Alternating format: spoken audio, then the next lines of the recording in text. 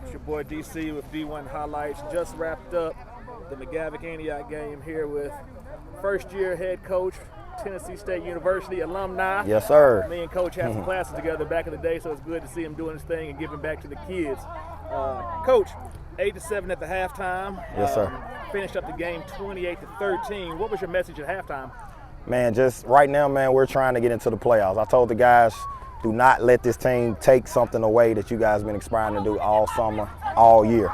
Make sure it's time to go to another notch. I told them to get something you never had, you got to do something you never done. So I told them to play at another level that they've never played at. The best you've ever played, you need to do it right now. And that's one thing that I told them, and I said the plays are there. Guys just got to execute. Execute what we're telling you to do, listen to your coaches. When the play comes your way, make the play, whether it's defense or offense. Well, you guys definitely did that. I mean, again, 8-7 at the half, and then you guys came out and traded a few touchdowns back and forth to start the second half, and then y'all went ahead and pulled away. So kudos to you on that. How does it feel to get that fourth win tonight? It's the fourth win, the first time in 3 years, three seasons wow. since 2017. Oh, wow. That you got your fourth win tonight. How's that feel for you? Oh, man, it always feel good to win. Still a little upset we didn't execute the way, us as coaches wanted them to. And the thing that I'm starting to see is that the guys are starting to hold each other accountable. A lot of times the players are saying things to each other. We did not see that when we first got here as coaches. It was always us saying it to them. So now it's to the point to where the players are addressing each other. And the good thing is the guys that are getting fussed at, you can say, so what, they are taking it and saying, you're right, my fault.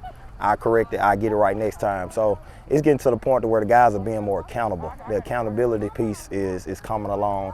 And that's one thing that we always preach when we first got here. Be accountable, be a good person, and do your job. That's our main message to you guys. The accountability is definitely something that matters and brings a team closer together, especially at this point going into the season. At this point as well, what's your identity? What would you say your team's identity is collectively? As a team, I think we are getting to the point to where we are becoming more of getting to the edge type team. We have a lot of guys on the outside that can make plays.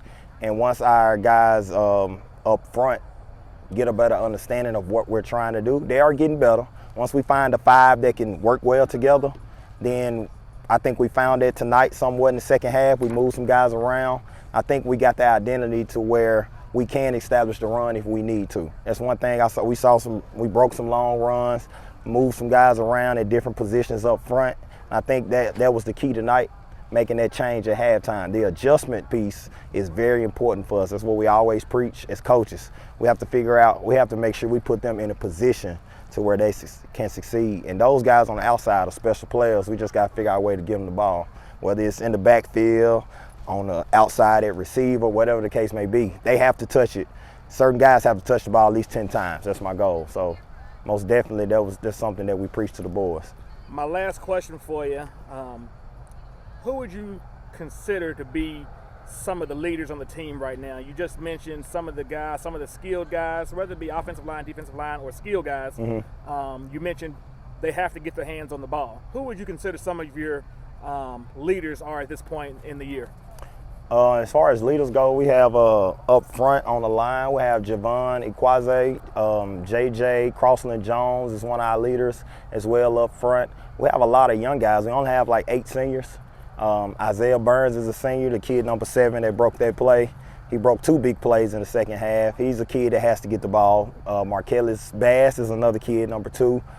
Demetrius Bell, number 1, is a kid that needs to get the ball. We were out. Andreas Jones was out with a concussion. He's another special kid that can go the distance. And we got a kid back that broke his wrist first in the jamboree. Demetri Taylor, he's back, number 11. And we getting some pieces back. Trey Lacey, number 8, he finally came through. I told him, I said, man, I need you to get at least 85 tonight. And I think he might have broke the 100-yard mark tonight. He finally came through. I told him, just run mad.